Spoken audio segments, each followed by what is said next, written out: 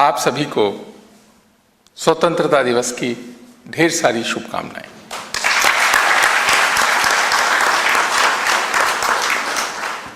सबसे पहले हम जानते हैं कि कल जम्मू कश्मीर के किश्तवाड़ जिले में बादल फटने से 46 लोगों की आकस्मिक मृत्यु हुई।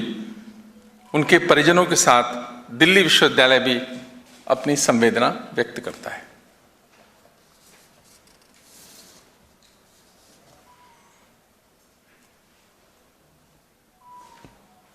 उन सैनिकों को भी श्रद्धांजलि अर्पित करता है जिन्होंने बीते साल अपने प्राणों की आहुति दी इस देश की स्वतंत्रता और संप्रभुता को बनाए रखने के लिए, चाहे वो ऑपरेशन सिंदूर हो या सीमा पर खड़े हमारे पैरामिलिट्री के जवान हो। ये देश उन सबके साथ भी आज खड़ा है और उनको याद करता है।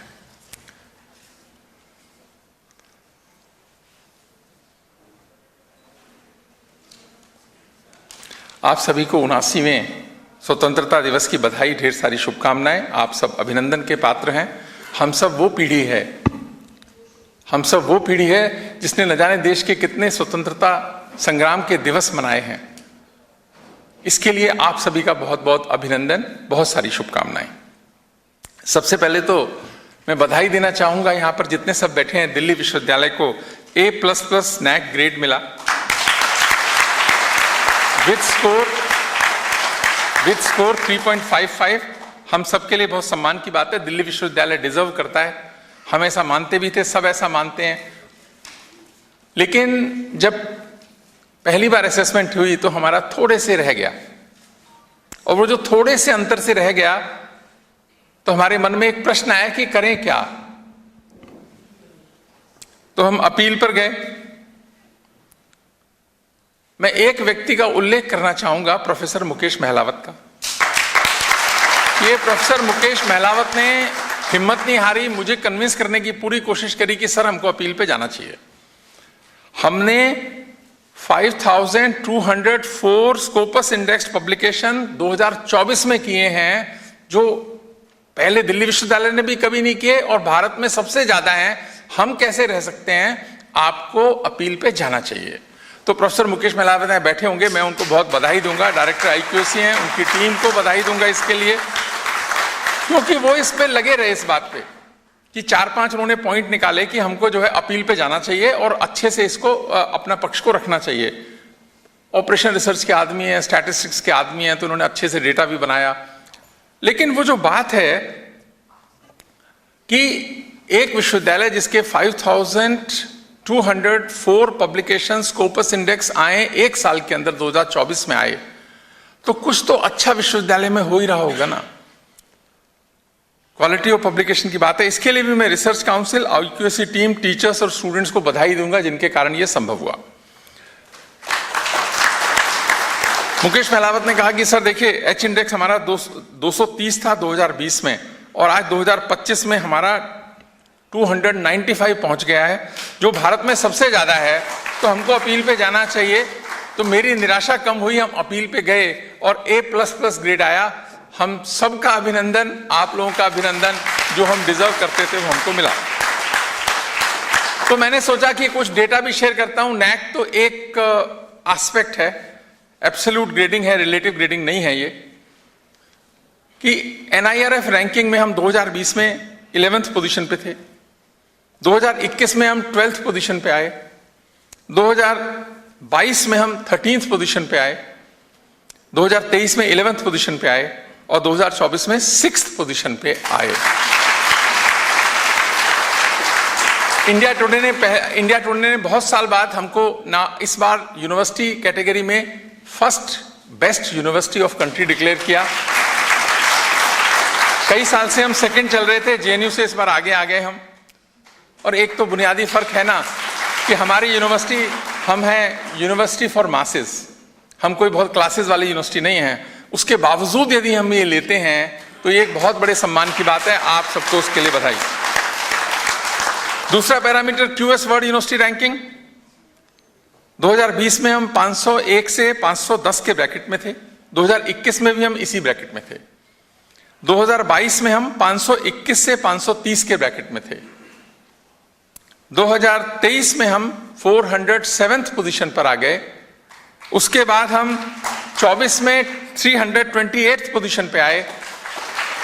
2025 में हमने 328th पोजीशन को रिटेन किया, लेकिन रिटेन पर अंतर पड़ा है। रिटेन एक बात है कि ओवरऑल स्कोर जो हमारा पिछले साल 33.8 था, इस साल 42.6 हुआ है, 26% बढ़ा है। रैंक में नहीं बढ़ा, वो अगले साल बढ़ेगा रैंक में, पर हमने बहुत एक छलांग लगाई है इसमें आगे बढ़ने के लिए। इंडियन यूनिवर्सिटीज में हम नंबर 1 है क्यूएस वर्ल्ड यूनिवर्सिटी रैंकिंग में, और ऑल HEIs में हमारा 7th पोजीशन है क्यूएस वर्ल्ड यूनिवर्सिटी रैंकिंग के हिसाब से भी, और NIRF के हिसाब से भी हम 6th थे लास्ट टाइम। तो ये सारी चीजें जुड़ती नजर आती हैं। क्या होता है, जब आप एक फॉर्मेट में अच्छा करते हैं तो दूसरे फॉर्मेट में अच्छा आना ही चाहिए, और आता भी है, और यही एक डिपिक्ट हो रहा है। एक और बात कि हम एम्प्लॉयमेंट आउटकम में वर्ल्ड में 30th पोजीशन पे आए हैं। वैसे 328 ओवरऑल है, पर सब पैरामीटर्स के एम्प्लॉयमेंट आउटकम में हम 30th पोजीशन पे आए। एकेडमिक रेपुटेशन में 248th पोजीशन पे आए। इंटरनेशनल रिसर्च नेटवर्क में 294 पोजीशन पे आए। सस्टेनेबिलिटी में 297। ये 4 पैरामीटर्स में हम ऑलरेडी बेस्ट 300 में आ चुके हैं। इंडिया के अंदर इंटरनेशनल रिसर्च नेटवर्क में हम 2nd, एकेडमिक रेपुटेशन में 6th, और एम्प्लॉयमेंट आउटकम में नंबर 1 है भारत में।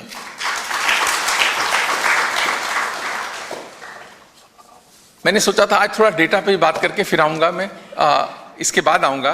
तो जो growth of Scopus index research publications है, ये मैं बहुत सोच समझकर ये एक सब्जेक्ट लिया, क्योंकि एक नैरेटिव सेट करने की कोशिश होती है कि स्कोपस इंडेक्स में हमारे टीचर्स नहीं कर सकते। क्यों नहीं कर सकते भाई? हमारे अगर हमारे नहीं कर सकते तो कोई भी नहीं कर सकता। जब कोई मेरे पास आकर ये कहता है कि हम ये नहीं कर सकते तो मुझे बहुत अजीब भी लगता है। तो मैं सोचता हूं कि उसको कहूं कि मैं बजरंग बली को उसकी ताकत याद दिलाता हूं।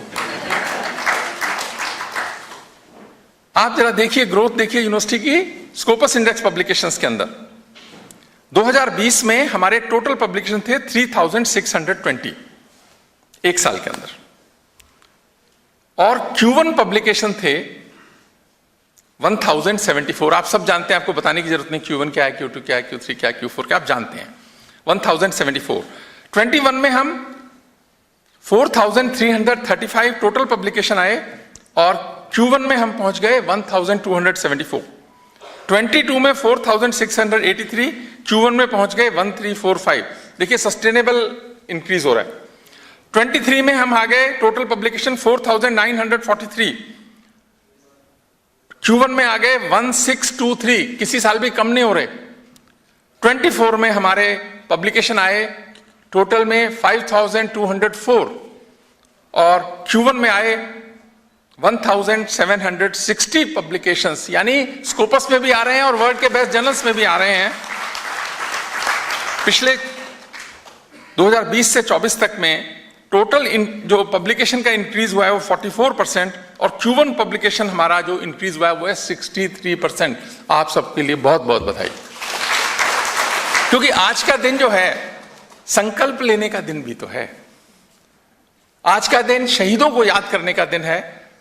आज का दिन जिन्होंने भारत के लिए अपने प्राण गंवाए, भारत को भारत बनाने में मदद करी, उनको भी याद करने का दिन है, लेकिन नए संकल्प लेने का भी तो दिन है। आज भारत में हम लगभग टॉप पोजीशन पे हैं। यूनिवर्सिटी कैटेगरीज में तो हैं ही, ऑल HEIs में भी पहले 5-6 में हम हैं। हमें संकल्प लेना है कि QS वर्ल्ड यूनिवर्सिटी रैंकिंग या वर्ल्ड यूनिवर्सिटी रैंकिंग में हमको पहले 100 में आना है। तो जब 100 में आना है तो उसके लिए हमें काम करने का संकल्प लेना है। अपनी पॉलिसी, अपने पैरामीटर्स को उसी तरीके से तैयार करना है। हम कर भी रहे हैं और उसके परिणाम भी आ रहे हैं। यह भी तो राष्ट्र प्रेम है, यह भी तो राष्ट्र प्रेम है। हमारा देश हमसे अपेक्षा करता है, और हमसे ज्यादा हमारे देश को भरोसा है कि हम ये कर सकते हैं। हमारे पॉलिटिकल सिस्टम को भरोसा है कि हम ये कर सकते हैं। तो अगर भारत के लोग, भारत की सरकार हमको याद दिलाने की कोशिश करती है कि मैं बजरंग बली को उसकी ताकत याद दिलाता हूं, तो बजरंग बली को भी ताकत का एहसास हो। यह संकल्प लेने का दिन है, ये राष्ट्र प्रेम का दिन है। इसलिए मैं आज आपसे इस संकल्प की अपेक्षा रखता हूं कि हम इस दिशा में काम करेंगे, और जो भी पॉलिसी चेंज आएगा हमारा यही फोकस होना चाहिए जिससे कि हम और आगे बढ़ें और जो देश हमसे अपेक्षा करता है उस पर हम खरे उतरें, और हम उतरेंगे ऐसा मेरा भरोसा है। तीसरी चीज, ऑपरेशन सिंदूर की सफलता पर भी मैं आप सबको बधाई देता हूं। भारत के गौरवशाली आदरणीय प्रधानमंत्री नरेंद्र मोदी जी का आभार, भारत की सरकार का आभार, अभिनंदन एक प्रेरणादायी नेतृत्व के लिए, भारत के स्वाभिमान, अभिमान और गौरव की रक्षा करने के लिए। ये ऑपरेशन सिंदूर जो हुआ, ये भारत के स्वाभिमान की रक्षा हुई, गौरव की रक्षा हुई, और जैसा भारत है, जैसा भारत से अपेक्षा है, वैसा प्रतिकार भारत ने किया। ये हर भारतीय का सिर गर्व से ऊंचा हुआ, आज उसको भी याद करने का दिन है। तो भारत की सरकार, भारत की सेना और भारत के लोगों का आभार कि हम इस संकट के समय एकजुट रहे, सारा देश एक साथ खड़ा हुआ। ये एक बहुत आवश्यक भी था, लेकिन हुआ तो ये सुखद भी बहुत हुआ कि सारा देश एक साथ खड़ा हुआ और भारत ने भारत की तरह व्यवहार किया। ऑपरेशन सिंदूर में हमने कोई कायर राष्ट्र की तरह नहीं किया, भारत की तरह व्यवहार किया। टेक्नोलॉजी में, साइंस में, डिफेंस सिस्टम में, ड्रोन्स में, ब्रह्मोस मिसाइल में कहीं पर भी भारत चूका नहीं। तो इसका मतलब ये बदलता हुआ भारत है। तो आज 78 वर्ष आजादी के पूरे हुए, 79th में हम आए हैं। इसके लिए आप सबका अभिनंदन तो है ही, लेकिन ये जो बदलता हुआ भारत है, इसको और ज्यादा बदलने में हम सबके योगदान की आवश्यकता है। एक और बात हुई कि भारत ने सिंधु जल समझौता स्थगित किया। आज से पहले तो किसी ने सोचा नहीं। और ये जो समझौता हुआ, ये समझौता हुआ 18 सितंबर 1960 को। ये कोई आजादी में जब बंटवारा हुआ तब नहीं हुआ ये समझौता, 1960 में हुआ, यानी आजाद होने के 13 साल के बाद में हुआ। और उसका क्या आधार था? समझौते के प्रियम्बल में लिखा हुआ है कि in a spirit of goodwill and friendship, यानी भारत ने दो शब्द गुडविल और फ्रेंडशिप के आधार पर यह समझौता किया। भारत ने बड़ा मन रखा। ईस्टर्न रिवर्स, रावी, व्यास, सतलुज भारत को मिली, और पश्चिम की 3 नदियां सिंधु, चिनाब, झेलम पाकिस्तान को दी गई with limited rights to Bharat. हमारे को उसमें से कुछ राइट्स तीनों नदियों पे थे जो कि उस समय तय हुए। वैसे उस समझौते की आवश्यकता नहीं थी, पर भारत ने किया, बड़ा मन दिखाया, भारत ने किया, फ्रेंडशिप के लिए किया, गुडविल के लिए किया। अभी संसद में बोलते हुए भारत के प्रधानमंत्री ने कहा कि लम्हों ने खता की और सदियों ने सजा पाई है। लम्हों ने खता की और सदियों ने सजा पाई है। तो स्थगित करना क्यों जायज नहीं है? ना तो गुडविल है ना फ्रेंडशिप है। यह हुआ ही गुडविल के लिए था, हुआ ही फ्रेंडशिप के लिए था। हमारी कोई मजबूरी नहीं थी, कोई भारत को मजबूर कर नहीं सकता था। लेकिन अच्छे देश का जो व्यवहार होना चाहिए उस आधार पर भारत ने किया, क्योंकि भारत एक संस्कारी देश है, भारत एक समझदार देश है, भारत मानवता की रक्षा करने वाला देश है, भारत मानवीय मूल्यों को बढ़ाने वाला देश है।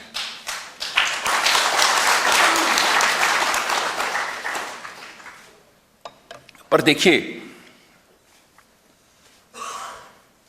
पाकिस्तान के फील्ड मार्शल हैं, पहले चीफ थे आर्मी के, Asim Munir.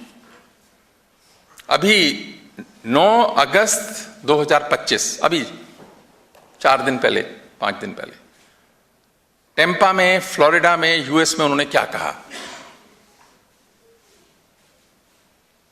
Coat, we are a nuclear nation, we are a nuclear nation. If we think we are going down, we will take half the world down with us. We will wait for India to build a dam, and when it does so, फिर 10 missile से fire कर देंगे, unquote. धमकाने की भाषा, इसमें कहां goodwill है, कहां फ्रेंडशिप है? सज्जन की भाषा सज्जन ही समझते हैं, अच्छाई की भाषा अच्छे लोग ही समझते हैं। तो जब ये सोच है, वो कहते हैं भारत की तो मर्सिडीज है, हमारा तो ट्रक है बड़े वाला, टकरा जाएगा तो क्या हो जाएगा, मर्सिडीज को नुकसान होगा, ये कैसी सोच है? और हमें ऐसी सोच से अपने को बचाना है। तो जो आसिम मुनीर कह रहे हैं, ऐसा बहुत सारे लोग मानते भी होंगे, क्योंकि पाकिस्तान से कोई बहुत विरोध नहीं आया इस बात पे, लेकिन हमारे एक मित्र देश की जमीन से ऐसा कहा गया, ये एक दुर्भाग्यपूर्ण है। हमारे मित्र देश की जमीन से ऐसा कहा गया, ये दुर्भाग्यपूर्ण है। चलिए छोड़ते हैं इस बात को, लेकिन ऐसी बातों का ध्यान करने का भी दिन है 15 अगस्त। अभी 29 जुलाई 2025 को अखिल भारतीय शिक्षा समागम हुआ भारत मंडपम में। 5 साल का नेशनल एजुकेशन पॉलिसी के हुए उसको आधार बनाकर भारत की शिक्षा मंत्रालय ने उसको करने का निर्णय लिया। उसमें एक सेशन था जिसको मुझे मॉडरेट करना था। सेशन था अनुसंधान एवं prime ministers research fellow, nurturing India's next generation of academic and industry leadership. Nurturing India's next generation of academic and industry leadership. क्योंकि बहुत लोगों को लगता है कि लीडरशिप क्राइसिस है या इंडस्ट्रियल लीडरशिप क्राइसिस है, कैसे नर्चर किया जाए लीडरशिप को। उसमें कुछ आईआईटी के डायरेक्टर थे, कुछ आईएम के डायरेक्टर थे, कुछ एजुकेशनिस्ट थे, और एक उसके अंदर बहुत यंग जो मेरे बच्चे बैठे हैं, ऐसा ही एक मुश्किल से 30-32 साल का बच्चा भी था उसमें। तो मेरे मन में उसको देख के ख्याल आया कि इस बच्चे को इस पैनल में क्यों लिया गया। थोड़ा आउट ऑफ प्लेस फील हो रहा था मुझे उस बच्चे को देख के। आप ये देखिए, आईआईटी आईएम्स के कुछ डायरेक्टर्स ने कहा कि हमारी बहुत समस्या है कि हमें लोकेशनल डिसएडवांटेज है। लाइक कुछ आईआईटी दूर खुल गए, कुछ आईएम्स दूर खुल गए, लोकेशनल डिसएडवांटेज है, छोटे शहर में अच्छे लोग कम आते हैं, टीचर्स कम आते हैं, तो बहुत सारी समस्याएं हैं, बहुत सारी समस्याओं की बात की। खैर, उसका बहुत उल्लेख करने की आवश्यकता नहीं है। अब जब इस यंग पैनलिस्ट का नंबर आया, 30-32 साल का बच्चा, मैं ठीक से एज नहीं पता, 33-34 भी हो सकती है, पर छोटा बच्चा, उसका नाम है बोधिस्त्व संघप्रिया। तो जब ये बुद्धिस्ट संघप्रिया बोलने आया और जिस कॉन्फिडेंस से उसने बोलना शुरू किया, वो फाउंडर है आईजी ड्रोन्स कंपनी का। तो उसने कहा कि लोकेशनल डिसएडवांटेज का बहुत प्रभाव पड़ता नहीं है यदि आपके अंदर आग है कुछ करने की।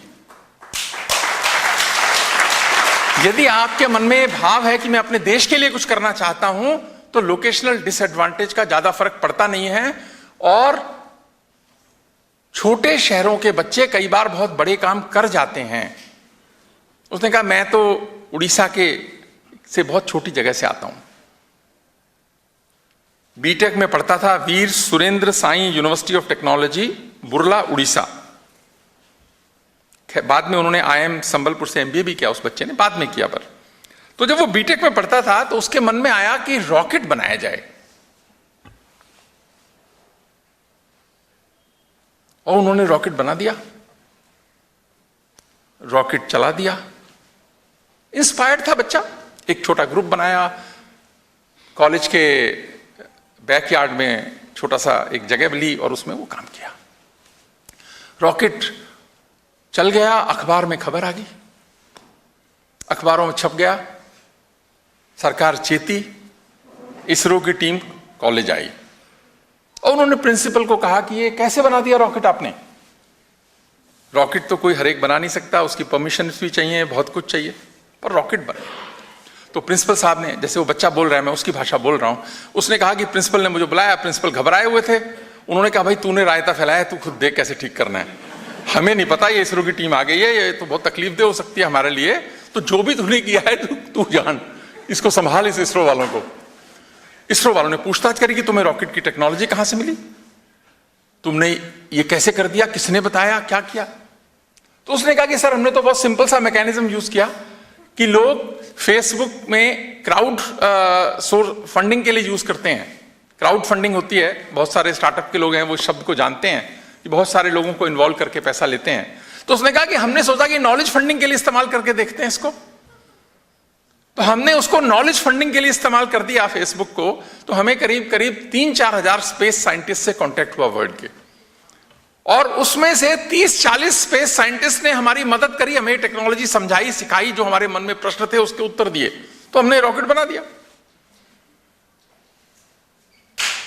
हमारे साइंटिस्ट को ये कहता है कि क्राउड नॉलेज फंडिंग भी हो सकती है, नॉलेज शेयरिंग भी हो सकती है इस माध्यम से। ऐसा तो उन्होंने सोचा नहीं होगा, पर वो कुछ कन्विंस हुए, कुछ नहीं हुए, खैर वो क्लोज करके चले गए। प्रिंसिपल साहब परेशान, कॉलेज परेशान, सारे सिस्टम परेशान, क्या तुम कर क्या रहे हो। कह रहा छोटा सा शहर, उड़ीसा का रहने वाला और बहुत साधारण परिवार का बच्चा, कोई ऐसा भी नहीं कि उसका कुछ पैसे वैसे थे। 2008 में एक स्टार्टअप उसने एस्टेब्लिश करी आईजी ड्रोन्स के नाम से। तो उसने कहा कि चलो रॉकेट में तो बहुत सारी समस्या है, तो ये ड्रोन का आजकल चल रहा है और देश को ड्रोन्स की बहुत जरूरत होने वाली है, तो मैं एक आईजी ड्रोन्स मतलब कंपनी बनाई है, उसकी ड्रोन्स टेक्नोलॉजी पे काम करता हूं। किस पर्पस से, उसी को कोट कर रहा हूं, to address India's dependency on foreign drone technology. कि आज जब सारा विश्व इस तरफ जा रहा है तो भारत को भी तो करना होगा, भारत के बच्चों को करना होगा ना, हमें ही तो करना होगा, दूसरा कैसे करेगा। या टोटल डिपेंडेंसी हम उसी पर रखेंगे। हिम्मत देखिए और देश के प्रति लगाव देखिए कि हम नहीं करेंगे तो कौन करेगा। छोटा बच्चा है। और एआई इनेबल्ड ड्रोन्स बनाए गए। जब उसने अगली बात कही तो मेरा मतलब मन ऐसा हुआ, उसने कहा ऑपरेशन सिंदूर हुआ, हमारे बहुत सारे ड्रोन इस्तेमाल हुए उसके अंदर। एआई ड्रोन्स ने महत्वपूर्ण भूमिका निभाई ऑपरेशन सिंदूर में। तो अगर ये देश प्रेम का भाव होगा ना आपके अंदर कि हमें कुछ करना है इस देश के लिए, अपने देश के लिए, तो आप वो कर सकते हो जो बड़े शहरों में भी नहीं हो सकता, बहुत सारे कंफर्ट जोन में भी नहीं हो सकता। उस बच्चे ने करके, जो बोधिस्त्व संघप्रिया ने करके दिखाया। आईजी ड्रोन के ने रक्षा ड्रोन सिमुलेटर के क्षेत्र में भारत का पहला पेटेंट भी हासिल किया उसकी कंपनी ने। We are proud of Bodhisattva Sanghapriya, we are proud of youth of India. ये वहां हो सकता है तो दिल्ली में भी हो सकता है, और ये कल को हमारे देश के, हमारे यूनिवर्सिटी के बच्चे भी ऐसा करेंगे। लेकिन अंदर आग होनी चाहिए और मूल में देश होना चाहिए कि मैं अपने लिए नहीं कर रहा हूं, मेरे देश की ऐसी जरूरत है, हमको आवश्यकता है इस समय इस टेक्नोलॉजी की, तो हम करेंगे। तो देखो एक अद्भुत अचंभा कर दिया उस बच्चे ने। शायद तभी भारत की सरकार ने उसको उस पैनल में बिठाया, तब उसने कहा कि छोटे शहर से भी बड़ा काम हो सकता है। ये एक संदेश है, पर भाव तो उसका यही था ना कि यह देश है मेरा, मुझे कुछ करना है। यह भी तो राष्ट्र प्रेम है, 21वीं सेंचुरी का यह भी तो राष्ट्र प्रेम है। सुरक्षा राष्ट्र की करना यह भी राष्ट्र प्रेम है, राष्ट्र की जहां आवश्यकता है उसके लिए काम करना भी राष्ट्र प्रेम है। और दिल्ली विश्वविद्यालय पहले 100 में आए, यह भी राष्ट्र प्रेम है।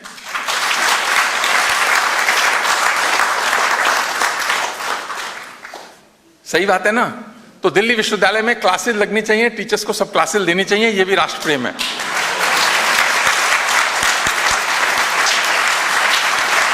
स्टूडेंट्स को अच्छे से लगन से पढ़ना चाहिए, यह भी राष्ट्र प्रेम है। अगर क्लासरूम खाली रहेंगे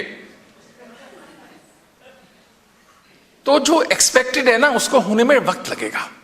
अगर हम सब मिलकर काम करेंगे तो बहुत आसानी से यह हो जाएगा। सामूहिक जो ताकत है ना उसका कोई ऑल्टरनेटिव नहीं है। इसी कारण से जो प्रिंसिपल्स बैठे हैं और जो हेड ऑफ डीन्स हैं, मेरा उनसे विशेष आग्रह है कि आप इस पे सोचिए। अच्छी प्रिंसिपलशिप चलाना भी राष्ट्र प्रेम है।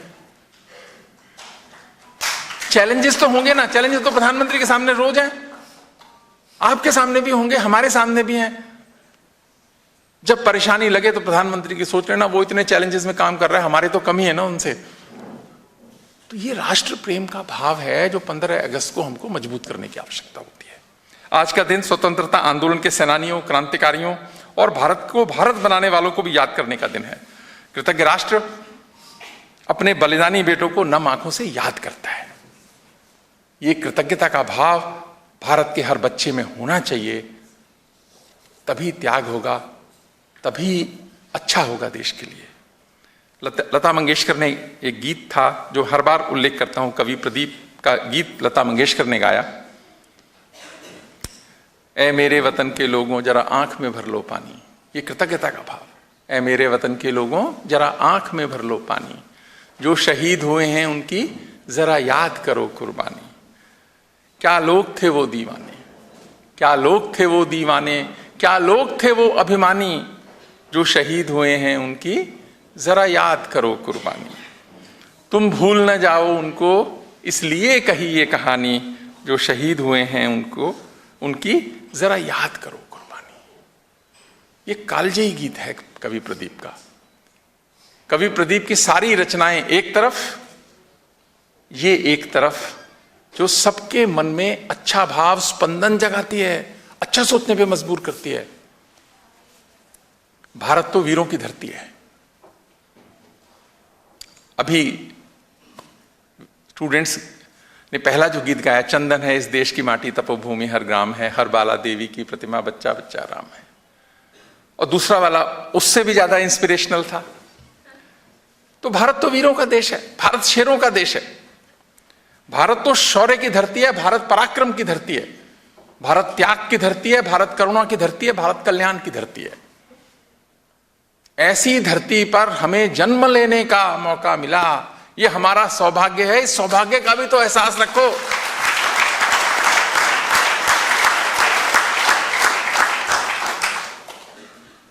जब मैं कहता हूं कि कृतज्ञ राष्ट्र, मैं आज एक भारत के वीर का उल्लेख करना चाहूंगा जिसको इतिहास में बहुत ज्यादा जगह नहीं मिली, मिलनी चाहिए थी पर जगह मिली नहीं। हर बार कोशिश करता हूं कि कोई एक लिया जाए, तो आज मेरे मन में आया बप्पा रावल। आप में से बहुत कम लोग जानते होंगे, जो इतिहास विषय के हैं वो ज्यादा जानते होंगे, बाकी लोग कम जानते होंगे। वैसे मैं पूछूं तो जानते हैं कितने लोग बप्पा रावल? ठीक है, अच्छा है, फिर भी 10-20% लोग जानते हैं। ऐसा माना जाता है कि 713 से 753, 713 में जन्म हुआ, 753 में मृत्यु हुई, 40 साल रहे। अब इसमें थोड़ी तिथियों पे विवाद है, मैं भी रिसर्च कर रहा था, तो पर चलो वो पॉइंट नहीं है कि कब हुए कब गए, पर 8वीं शताब्दी में थे बप्पा रावल। मेवाड़ राज्य के शासक, वीर राजपूत राजा, शिशोदिया वंश जो है उसके सूर्य थे बप्पा रावल। नेतृत्व की अद्भुत क्षमता थी। जब मोहम्मद बिन कासिम ने सिंध को कब्जे में किया, मुल्तान को कब्जे में किया, और एक बार जब सिंध कब्जे में आ गया ना उनके, तो 300 वर्ष तक सिंध कब्जे में ही रह गया। राजा दाहिर को मार के मोहम्मद बिन कासिम ने सिंध को कब्जे में किया था, और अरब का प्रभाव बहुत बढ़ रहा था। जो हमारा उत्तर पश्चिम की सीमा है, वहां से रोज आक्रमण होते थे। बाद में मोहम्मद बिन कासिम तो चले गए, चला गया। बप्पा रावल ने जैसलमेर और जोधपुर राजाओं के साथ मिलकर अरबों को खदेड़ने का काम किया भारत से। उत्तर पश्चिम सीमाओं का अतिक्रमण रोका। जुनैद अल मारी थे जो गवर्नर थे कासिम के जाने के बाद में। मुझे नहीं मालूम हम में से कितने लोग ऐसा जानते हैं कि जो सिंध जब गुलाम हुआ तो पहले सीरिया के कंट्रोल में आया,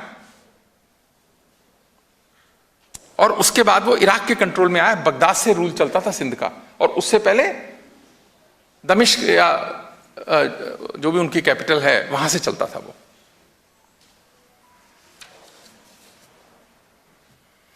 जुनैद अल मारी अटैक करता रहा, तो सबके साथ मिलकर बप्पा रावल ने, जो सामूहिक शक्ति है, और सबको मिलाकर भी केवल सेना बन पाई 6000 की। अरबों की सेना थी 60,000 की। युद्ध हुआ और उस युद्ध के अंदर जुनैद मारा गया, अरबों को हार देखनी पड़ी पप्पा रावल से। 60,000 की सेना को हराया 6,000 वीरों ने इस देश के। किन अरबों को हराया? जिन्होंने सेंट्रल ईस्ट एशिया तभी जीती थी। ईरान जीता, इराक जीता, सीरिया जीती, नॉर्थ अफ्रीका जीता, इवन ईस्टर्न यूरोप भी अरब जीत चुके थे। उनके रथ को किसी ने रोका तो पप्पा रावल ने रोका। और उसके बाद कुछ साल हमारे देश पे आक्रमण हुआ भी नहीं तो ये बहुत जल्दी अंदर आ जाते। उसको रोकने का जिस शेर ने, वीर ने काम किया, इतिहासकारों ने कम याद किया।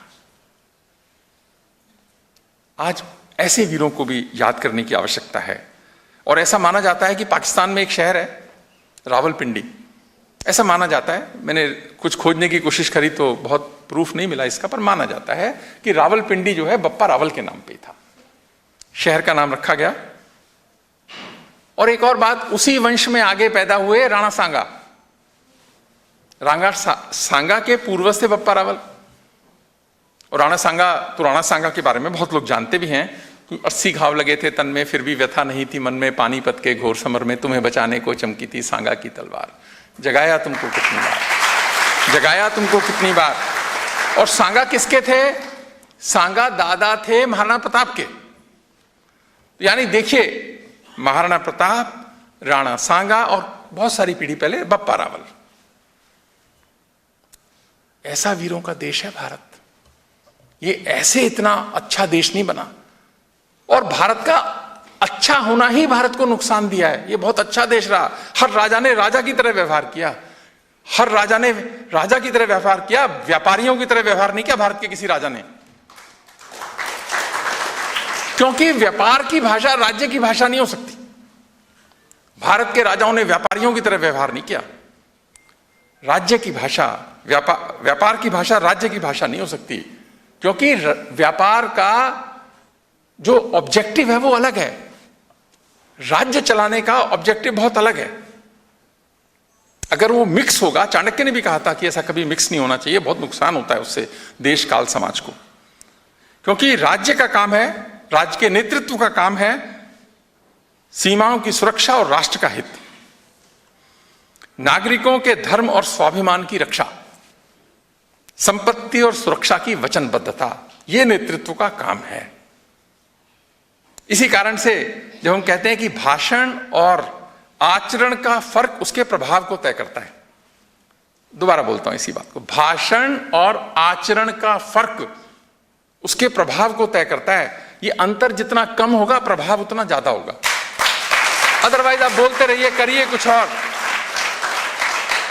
और भारत तो फिर कथाकारों का देश है ही ना।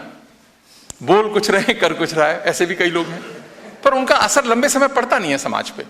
भारत का समाज, भारत का मन बहुत जल्दी समझता भी है इस बात को और कोर्स करेक्शन भी करता है। अभी अमेरिका ने 50% टैरिफ चार्ज लगा दिया भारत पे। मेरे ख्याल से 95% भारतीयों को तो पता ही नहीं है कि टैरिफ वेरिफ का मतलब क्या है। पर हमें इतना तो पता है ना कि हमारे साथ कुछ अच्छा नहीं कर रहा है जो वो बोल रहे हैं, क्योंकि व्यापारी की भाषा है वो हमारे मित्र देश के राष्ट्राध्यक्ष की भाषा नहीं होनी चाहिए। अमेरिका हमारा मित्र देश है। और भारत के प्रधानमंत्री का आभार कि बिना किसी दबाव में आए अपना मार्केट खोलने को तैयार नहीं है, क्योंकि उससे नुकसान होगा पशुपालकों का, मछुआरों का, किसानों का नुकसान होगा यदि मार्केट यूएस के लिए हमने एग्रीकल्चर, हॉर्टिकल्चर और ऐसी चीजों के लिए खोल दिया।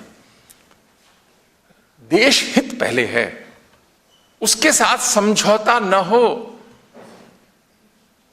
इस पर कोई कॉम्प्रोमाइज नहीं होना चाहिए। भारत की सरकार तो नहीं कर रही, पर भारत के लोगों का भी ऐसा मन रहे। ऐसे मन बनाने का भी दिन है ये 15 अगस्त स्वतंत्रता दिवस, जिससे कि हम राष्ट्रहित का रक्षा करने का काम केवल सरकार का नहीं है, हम सबका भी है, भारत के समाज का भी है। वरना होता क्या था, राजा लड़ रहे हैं, सेना लड़ रही है और प्रजा आराम से बैठी है कि हमको क्या फर्क पड़ रहा है, राजा ही तो बदलते हैं। देख लिया ना फर्क कितना पड़ता है। 800 साल की गुलामी हो गई। कल विभीषिका स्मृति दिवस मनाया तो उसमें बहुत सारी बातें हुई, आज वो रिपीट करने का दिन भी नहीं है। बहुत फर्क पड़ता है इस बात से। इसलिए हमको इन्वॉल्व और सतर्क दोनों रहने की आवश्यकता होती है। राष्ट्रहित सर्वोपरि रखा भारत की सरकार और आदरणीय प्रधानमंत्री जी ने। दिल्ली विश्वविद्यालय की तरफ से मैं उनका बहुत आभार व्यक्त करता हूं इस बात के लिए। देखिए, we need performers in our country. हमको परफॉर्मर्स चाहिए। आप में से बहुत सारे लोग मेरे कमरे में आए, वहां एक लाइन लिखी है कि I admire those who deliver. कथा करना, बात करना बहुत आवश्यक है, लिखना पढ़ना बहुत आवश्यक है। ये नेसेसरी कंडीशन है, सफिशिएंट कंडीशन नहीं है। परफॉर्मर्स चाहिए। इस समय देश को 21वीं सेंचुरी में बहुत सारे परफॉर्मर्स चाहिए, क्योंकि भारत से गरीबी को दूर करना है, भारत से अशिक्षा को दूर करना है।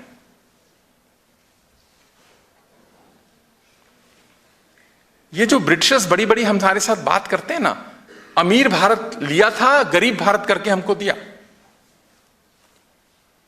जब इन्होंने भारत हमसे छीना, पूरा तो नहीं छीन पाए, जितनी भी स्टेट्स इनके पास थी, प्रोविंसेस थी उस समय की, हमारी फाइनेंशियल कंडीशन बहुत अच्छी थी और गरीब करके छोड़ा भारत को। और अगर वो एडवाइस हमें देते हैं तो ज्यादा एडवाइस लेने की देश को आवश्यकता भी कोई नहीं है उनके एडवाइस देने की। मैं सूर्यकांत त्रिपाठी निराला की 2 पंक्तियां कोट करना चाहूंगा। कैसा शासन उन्होंने चलाया, वो हमारे रोल मॉडल बिल्कुल भी नहीं है। अरे गरीब कर दिया पूरे देश को। सूर्यकांत त्रिपाठी निराला ने कहा कि चाट रहे झूठी पत्तल वे सभी सड़क पर खड़े हुए। चाट रहे झूठी पत्तल वे सभी सड़क पर खड़े हुए और झपट लेने को उनसे कुत्ते भी हैं अड़े हुए। ऐसी दुर्दशा देश की कर दी। सहम जाता हूं, डर जाता हूं। ऐसी गरीबी थी ब्रिटिश इंडिया के अंदर। इस कारण से वेस्टर्न मॉडल्स अच्छे हैं ऐसा हमेशा मानने की आवश्यकता नहीं है। जो अच्छा है वो ठीक है। हमको अपने फिल्टर्स के साथ में देखने की आवश्यकता है, और फिर परफॉर्मर्स जब चाहिए तो उसको इंप्लीमेंट करने की बहुत जरूरत है। गरीबी को दूर करना है देश में। ऐसा भारत होना चाहिए जहां अभाव का अभाव हो। ये बहुत बड़ा काम है, और ये करेगा कैसे? शिक्षा से होगा। एक अकेला इंस्ट्रूमेंट है शिक्षा, और हम सब वो लोग हैं जिनको शिक्षा की जिम्मेदारी है हमारी। इस कारण से हमें इस पे बहुत सेंसिटिव रहना चाहिए। अगर विश्वविद्यालय में सीट्स खाली होती हैं, आप ये मान के मत चलो ना। आप ये सोचो कि अगर आपने 10 एक्स्ट्रा बच्चे लिए हैं तो 10 परिवारों का भविष्य बदला है। ये आपका राष्ट्र प्रेम है।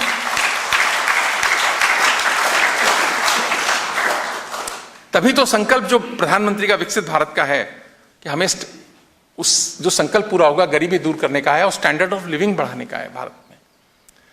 आज चलिए हम वो लेवल तो अचीव कर गए कि कोई भूखा नहीं सोता भारत में, पर कुछ बरस पहले तक तो वो भी नहीं था ना। भूखे भी लोग सोते थे भारत में। कौन बना गया गरीब? ही अंग्रेज बना गया गरीब हमको।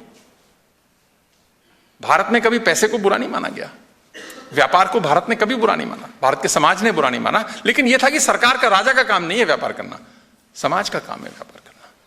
2 अलग एंटिटीज हैं ये, इसको मिक्स करने की आवश्यकता नहीं है। जब जब मिक्स होता है उससे नुकसान होता है। तो $4 ट्रिलियन से $20 ट्रिलियन की इकोनॉमी में कौन कौन से सनराइजिंग सेक्टर होंगे, सनराइज सेक्टर होंगे हमारे, उसको आइडेंटिफाई करके काम करने का समय है ये। और ये विश्वविद्यालयों को करने का समय है। इस पर कॉन्सेप्ट पेपर लिखने की आवश्यकता है, गाइड करने की आवश्यकता है देश को। आप जैसा करोगे वैसा देश फॉलो भी करेगा। एहसास रखो इस बात का। पर भारत में शांति चाहिए। देखिए, सब चीज के लिए क्या चाहिए? शांति चाहिए। जब प्रधानमंत्री के संदेश देते हैं कि सबका साथ और सबका विकास, ये केवल संदेश नहीं है, ये हमारी रगों में होना चाहिए। सबका साथ सबका विकास, क्योंकि हम सभी इस देश के बच्चे हैं और ये देश है मेरा का भाव।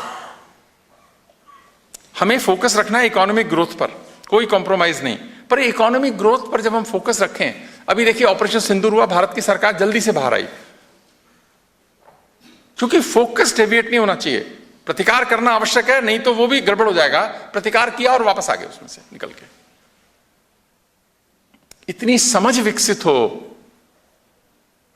हम सब में, क्योंकि आने वाले वक्त में जो बच्चे बैठे हैं, आपने देश का नेतृत्व करना है। फोकस इकोनॉमिक ग्रोथ पे हो, फोकस करना है सामाजिक समरसता पर, फोकस करना है राष्ट्र प्रेम पर, सामाजिक सद्भाव न बिगड़े इस पर फोकस रखना है। नहीं तो इकोनॉमिक ग्रोथ कॉम्प्रोमाइज होती है। ऐसा कोई काम नहीं करना चाहिए इकोनॉमिक ग्रोथ कॉम्प्रोमाइज हो। उसके लिए शांति चाहिए देश के अंदर।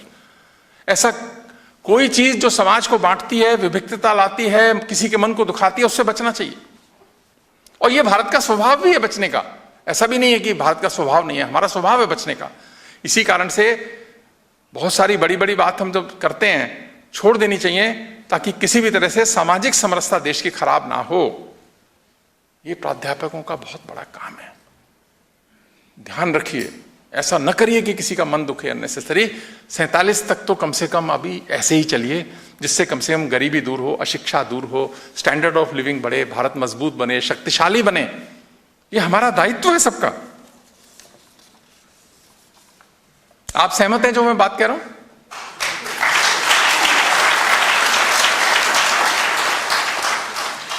और ब्रिटिशर्स से तो सलाह लेने की जरूरत ही नहीं है। नहीं तो सूर्यकांत त्रिपाठी निराला ने लिखा ना, चाट रहे झूठी पत्तल, पत्तल पे झगड़ा हो रहा है कुत्ते और आदमी के बीच में। अब तो ऐसा नहीं है ना देश के अंदर। अब तो हम 85 करोड़ लोगों को खाना भी दे रहा है देश। ऐसी कोई बात ही नहीं है। देश में बहुत तरक्की की है, बहुत आगे निकला है, पर और मेहनत की, एक्सेलरेट करने की आवश्यकता है। अंत में भारत की विराटता और दर्शन जो भारत को भारत बनाता है, उसमें अटल बिहारी वाजपेयी की एक कविता मैं कोट करना चाहूंगा कि भारत और भारत का मन है क्या, भारत है क्या। अटल बिहारी वाजपेयी ने कहा, और हमने उसको इंप्लीमेंट किया है, भारत करता है उसको इंप्लीमेंट। मैंने छाती का लहू पिला पाले विदेश के शुधित लाल, मैंने छाती का लहू पिला पाले विदेश के शुधित लाल, मुझको मानव में भेद नहीं, मुझको मानव में भेद नहीं, मेरा अंतः स्थल वर विशाल, जक्के ठुकराए लोगों को लो मैंने घर का खुला द्वार, अपना सब कुछ लुटा चुका फिर भी अक्षय है धनागार, अपना सब कुछ लुटा चुका फिर भी अक्षय है धनागार, शरणागत की रक्षा की है मैंने अपना जीवन देकर, विश्वास यदि नहीं होता तुमको साक्षी है इतिहास अमर। बांग्लादेश में संकट हुआ, भारत ने शरण दी। बहुत सारे पॉलिटिकल स्ट्रेटजिस्ट कह सकते हैं शरण देने की आवश्यकता नहीं थी, लेकिन यह भारत का स्वभाव है, सनातन परंपरा है कि शरणागत की रक्षा की है मैंने अपना जीवन। नुकसान फायदा नहीं होता इसमें। शरण मांगी है तो शरण देनी है। जो देश दूसरों को शरण देता है, यहां जो आया यहीं का हो गया, ज्यूज आए यहीं हो गए, पारसी आए यहीं हो गए, बहुत सारे लोग आए यहीं हो गए। ऐसे देश में अगर हम व्यक्ति से व्यक्ति का भेद करेंगे तो उससे खराब बात नहीं हो सकती। इससे बचना चाहिए। ये नहीं, किसी भी सूरत में नहीं।